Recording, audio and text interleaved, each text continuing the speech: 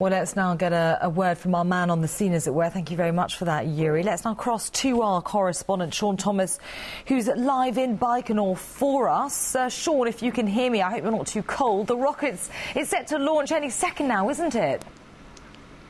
It certainly is. In fact, about 20 minutes ago, the main gangway arms have separated from the rocket. That's one of the main supports for the arms.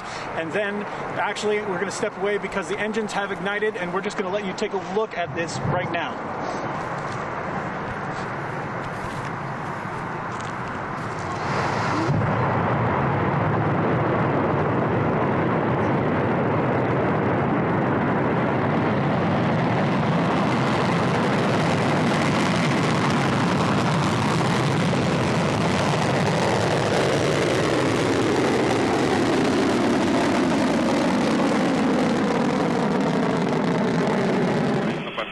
Oh, Sean, we've just seen some spectacular pictures of that blast off, and now we're seeing some images of the crew inside that rocket.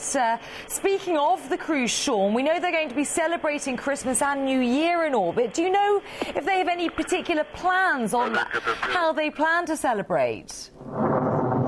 Well, actually, Timothy Kramer, who is the American astronaut on board, said that one of the first things that they're going to be doing as the Western world celebrates Christmas on December 25th, they are going to be making contact with Santa Claus up in space to make sure that his flight goes safely around the world, delivering presents to boys and girls. But one thing that they told us is that each country celebrates the New Year where it comes into their own country and into their own time zone. So they say that while they're in space, they will be celebrating New Year a few times, actually.